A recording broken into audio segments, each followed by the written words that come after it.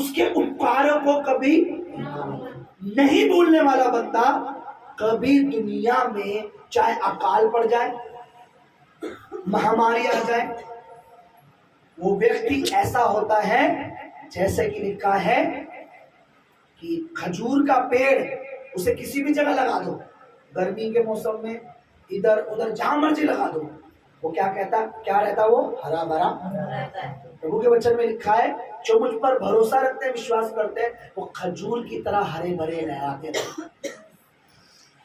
तो उपकार को भूलने वाला व्यक्ति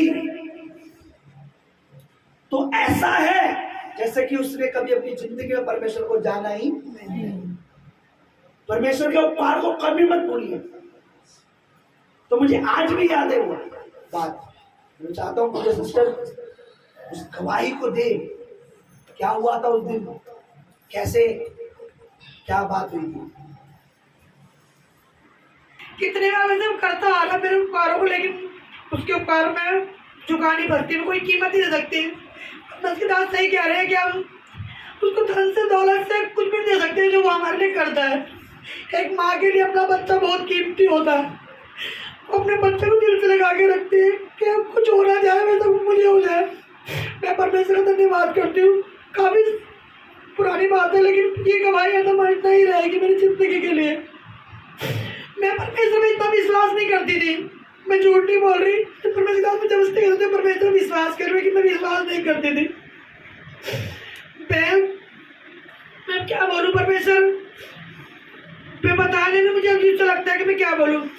मेरा बेटा काफ़ी टाइम पहले छत पे अपनी नानी के घर पे खेल रहा था, अचानक ही छत से गिर पड़ा नीचे आके। मैं उसको हर जगह लेके भागी, हर जगह, लेकिन सब जगह डॉक्टर ने जवाब दिया था मैंने बहुत पैसा खर्च किया है बच्चे के लिए अपने, लेकिन सबने बोला कि ये बच्चा नहीं बचेगा। शैतान ने इतना रास्ता रोक रखा था कि उस टाइम इतनी तगड़ी आंधी तूफान आ रखी थी कि मैं कहीं नहीं जा पा रही थी। मेरे हस्बैंड कहने लगे मुझसे, मैं विश्वास नहीं करती परमेश्वर जिसको तू मानती है, जिसको विश्वास करती है, मुझसे बोल कि मैं किसी के लिए कभी गलत नहीं सोचा कभी भी, तो हमारे बच्चे को नहीं मारेगा कभी भी। क्योंकि डॉक्टर जवाब दे रहा था इसकी दिमाग की खोपड़ी खुलेगी क्योंकि खून जम गया है और दिमाग का ऑपरेशन होगा, इसका बचना मुश्किल है। क्योंकि जिस टाइम और भी बच्चे गिरे थे, सस्ते काफी बच्चे गिरे थे जो मर गए थे, उस टाइम बहुत से हादसे हो रहे थे ऐसे।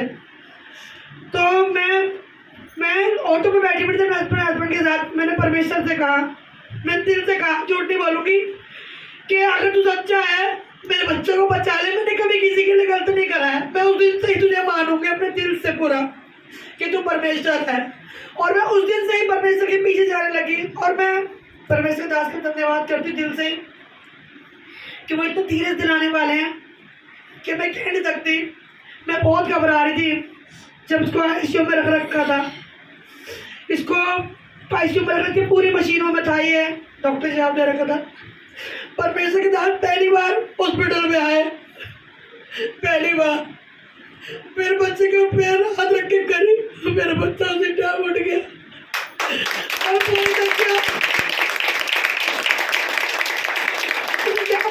क्या बाबा बाबा बोल बोल, किसी बच्चे की बोल थी वहाँ पर, बाबा बोल।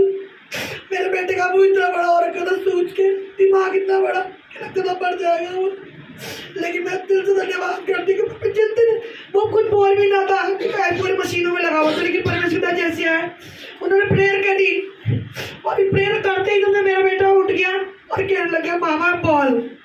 मैं उस दिन से समझ गई कि कुछ ना कुछ है परमेश्वर।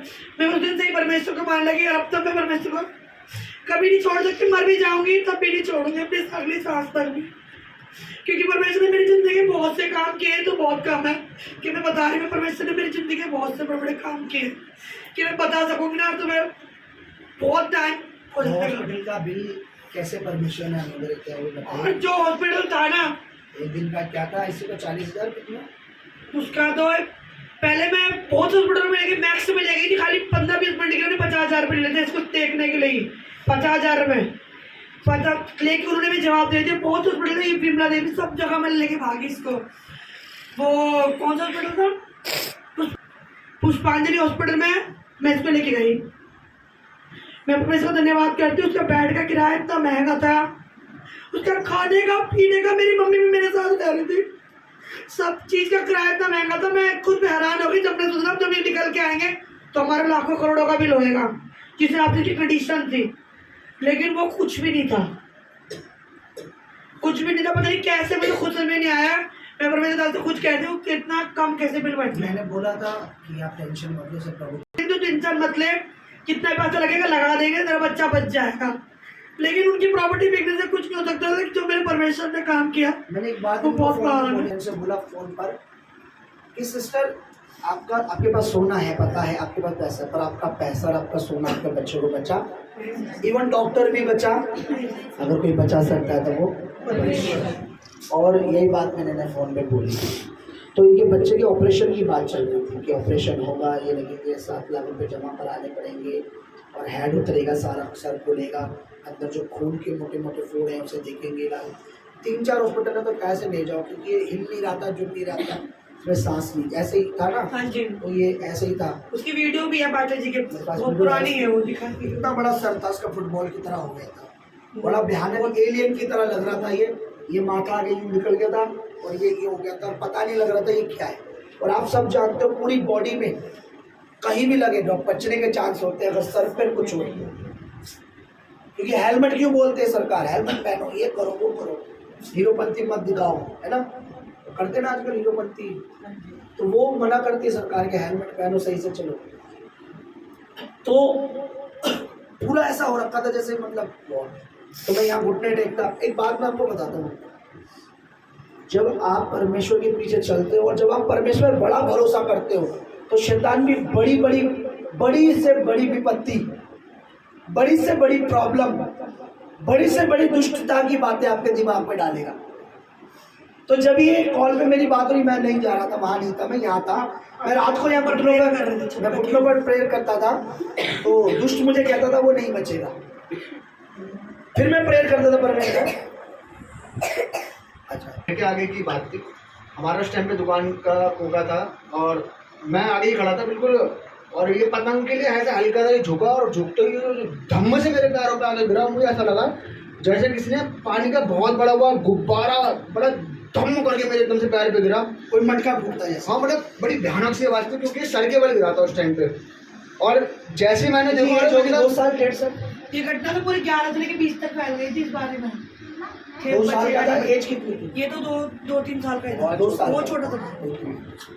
मैंने जैसे इसको देखा और मैंने कहा मेरा भांजा, मैंने उठाया, बिल्कुल सचमुच मैं बता रहा हूँ कि डेड था उस इसको टाइम। दौरे पड़ रहे थे, खून जार मुंह से निकल रहा था। जब मैं हॉस्पिटल में तो दौरे में डॉक्टर ने कह रहा बचने का चांस नहीं है। बच्चा, और ऐसा लगा गली में पूरी गली इकट्ठी हो गई, सब लोग आए गए, क्या हो गया क्या हो गया क्या हो गया क्या हो गया। आप सोचते होगे कि आप मुझसे पूछ के देखो कि आप सोचते हो कि पास्टर जी क्यों परमेश्वर को मानते हैं। मुझसे पूछ के देखो, मैंने अपने परमेश्वर को अपने साथ चलते हुए देखा है। मैं आज कहता हूँ, एक सिस्टर को कह रहा, मेरी बहन, उसके पति ने उसके सामने एक चीज रखी कि तू या तो मुझे अपना ले या परमेश्वर को, और वो लालच दे रहा उसे मकान का, 20 लाख का दिला दूंगा, 10 लाख का। मैंने उससे बोला, मेरी बहन मेरी बात सुन, तू झुकी ले ले, तू प्रभु को मत छोड़। तू झुकी में प्रभु के साथ रहेगी ना, तू मकान से ज्यादा ब्लेस रहेगी। पर ये पति नहीं बोल रहा अभी तेरा, इसके अंदर मैं एक दुष्ट आत्मा देख रहा हूं जो चाहती है तुझे एक परमेश्वर से हटाना। तू 20 लाख के मकान में उतना सुखी नहीं रह पाएगी जितना तू एक झुकी ले ले 5-50 हजार की, तू उसमें सुखी रहेगी। मैं क्यों आपको सिखाता हूं प्रभु को मत छोड़ो। अब मेरी एक टेस्टिमनी अभी जानते नहीं मेरी जिंदगी में क्या क्या घटा है। अभी आप लोगों ने वो चीज देखी भी नहीं और को पता भी नहीं है। अगर जो चीज हमारी लाइफ में घटी, अगर आपकी लाइफ में घट जाती तो आप कब का प्रभु को छोड़ देते। आप प्रभु में तब आए होगे जब आपको चंगाई मिली कि चंगाई मिलने के हम तब आए थे जब हमें चंगाई नहीं भी मिली। हम चलते रहे, उसके बाद परमेश्वर अपने बड़े काम किए। आज लोग छोड़ के जब चले जाते हैं ना, मुझे बड़ा दुख होता है। उनके आने की इतनी खुशी नहीं होती मुझे जितना छोड़ के जाने का क्योंकि उन्होंने किसको छोड़ दिया? उसको जो सब कुछ कर सकता था। आज जब किसी का बच्चा, किसी का बेटा, किसी की बेटी भवन में नहीं आता, मुझे दुख होता है कि ये कल को अगर कुछ बात हो जाए, शैतान इसके साथ कुछ हादसा कर दे, तो फिर कहाँ किसको पुकारेंगे? मैं शुरू से अपनी बहन पर मैंने दबाव डाला, प्रेशर डाला, बोला कि बहन समझ मेरी बात, अभी भी समझ जा, परमेश्वर के पीछे चल, परमेश्वर के पीछे चल, परमेश्वर के पीछे चल, परमेश्वर के पीछे चल। देख आज नहीं कल तू उसकी आशीष पाएगी। बहुत से टेस्टमनी है इस बहन की, बहुत सारी बड़ी बड़ी टेस्टमनी। ये इसके बेटे को तो डॉक्टर ने मेंटल घोषित कर दिया था कि ये तो, लेकिन आज वो देखो, वो मेरे साथ प्रभु की सेवा कर रहे हैं कैमरे पर। तो आपको मैं यही चीज, इस गवाही को, अभी तो सिस्टर ने खैर बहुत शॉर्ट में बताया क्या क्या घटा था, अगर मैं बताने लगूंगा तो शायद आपकी जो टाइम है ज़्यादा हो जाएगा। बहुत दुख की घड़ी थी वो, मेरी लाइफ का सबसे डेंजरस, अगर कोई सच 2 दिन पूछो तो वो 3-4 ऐसे हफ्ते हैं जो मेरे इससे डेंजरस कभी में नहीं। एक जब मेरा भांजा छत से गिरा, एक जब मेरे भाई को, एक जब मेरी वाइफ एडमिट हुई, डॉक्टर ने बोला ले जाओ ये बच्चे की, उसको प्रॉब्लम नहीं समझा। तो मैं उन चीज़ों से निकल के आया हूँ, इसलिए मैं परमेश्वर का जन हूँ, इसलिए मैं तुम्हें अच्छी राय देता हूँ कि परमेश्वर को मत। आज आपके पास कुछ है या नहीं है, पर अगर आपके पास परमेश्वर है, कल आपके पास सब कुछ होगा। मैं आपको दावा करता हूँ, आज आपके पास कुछ नहीं है, कोई बात नहीं, आपके पास प्रभु है ना, प्रभु में चलते रहो। दुनिया की मत सुनो, दुनिया को मत देखो, किसी की आशीष मत देखो, अपने आशीष देने वाले को देखो। समझ रहे मेरी बात? किसी की बढ़ती मत देखो, बढ़ाने वाले परमेश्वर को देखो। किसी की बरकत मत देखो, बरकत देने वाले परमेश्वर को देखो। किसी की प्रॉपर्टी मत देखो कि किसी ने मकान ले लिया, दुकान ले ली, ले ली। जमीन और आसमान के जमीन को बनाने वाले को देखो, क्योंकि ये धरती उसी की है। वो जब चाहे जहां मर्जी हमें प्रॉपर्टी दिला देगा। तो बहुत दुख की घड़ी थी उस दिन, सारा हड़कंप मच गया था। एक हॉस्पिटल, ये हॉस्पिटल, पुष्पांजलि, ये वाला, मैक्स वैक्स सब दिखाया, सब ये नीलम केदर मंदिर जो प्राइवेट हॉस्पिटल, वहां दिखाया, मना मना मना, ले जाओ ले जाओ ले जाओ। मैंने बोला सिस्टर, मेरी बहन सुन, प्रभु से बचाएगा। जिस दिन मैं गया तो उसको आईसीयू में पता नहीं क्या क्या लगा के, सांस वास ये वो मशीनों में रख रखा था इसको। मैंने इसके सर पर हाथ रखा ऐसे करके, मैं ये लेटा हुआ था, बहुत छोटा था, मैंने यूँ हाथ रखा और मेरी खिड़की खुली थी, मेरे होठों में कुछ नहीं बोल रहा था। तो मैंने बोला खुदा, मेरा मुंह नहीं चल रहा था, अंदर से मैं बोला परमेश्वर, तू तो कहता जीवन तेरे हाथ में, जीवन देना भी तेरे हाथ में और लेना भी तेरे हाथ में। और मैं बाहर आया, उसी टाइम ये उठ के बैठ गया। डॉक्टर ने कहा था अगर होश नहीं आया तो बचेगा, ऑपरेशन होगा। ये उठ के बैठा, इसने बोला मामा मामा, मम्मी बॉल। ये परमेश्वर की गवाही है, ये हमारा परमेश्वर है, जिंदा है। ये गवाही दिखाते कि हमारा प्रभु और शैतान कब? जब तुम यहाँ प्रभु की हजूरी में बैठे, जब तुम प्रभु के लोगों को गवाही देते हो, शैतान शर्मिंदा होता है। जब तुम दुख में भी उसके साथ चलते हो, शैतान शर्मिंदा होता है। जब कमी घटी में भी अपना बीज, अपना दुश्वास बोते हो, अपने दिल पर पत्थर रख के, आपको पता है इस महीने मेरा खर्चा कैसे चलेगा, आपको पता है मेरे बच्चे की फीस कैसे चलेगी, सब कुछ पता है आपको, पता है रेंट के कमरे में रहता हूँ, फिर भी आप अपने परमेश्वर के लिए बढ़ चढ़ के बोते हो। परमेश्वर देखता है और इसी समय आपको आशीष देता है, इसी बात के लिए आपको आशीष देता है। उसको पता है कि मेरा बच्चा कैसे दुख में, तकलीफ में, पर इसका भरोसा मुझसे डोला। मैं हमेशा से कहता हूं कि अगर अय्यूब ने अपनी जिंदगी में 2 गुना आशीष पाई, वो तब पाई जब वो दुख में भी परमेश्वर के साथ। उसकी दुगनी आशीष पाने का कारण क्या था? अपने परमेश्वर पर निर्भर होना। आपके पास आपको बेस्ट देने वाला परमेश्वर है, आप परमेश्वर के साथ चलते रहो। Hallelujah, hallelujah. इस बात को मेरे ख्याल 8-9 साल हो गए, 8-9 साल। अप्रैल का महीना था, 10 अप्रैल शायद, ऐसी कुछ बात है, मुझे याद है। मैं ऊपर दुआ कर रहा था घुटनों पर, बाइबल पढ़ रहा था। मैं बाइबल पढ़ के जैसे आए ये मेरे को मिलने आया ऊपर। कोई मौसम नहीं था पतंग का उस दिन, कोई मौसम, कोई अगस्त नहीं, कुछ नहीं। कहाँ से एक छोटी सी पतंग आ गई, ये उसे लेने के लिए छत से ऐसे आया, ये नीचे आ गया। परमेश्वर जीवित है, भला है, अच्छा है, उसके उपकारों को कभी। मैं आपको बता रहा हूं, जो इंसान परमेश्वर के उपकार को भूल गया वो ऐसा है जिसने कभी जाना ही नहीं परमेश्वर है कौन। ये प्रभु का उपकार है कि आपको और मुझको पापों की क्षमा मिली।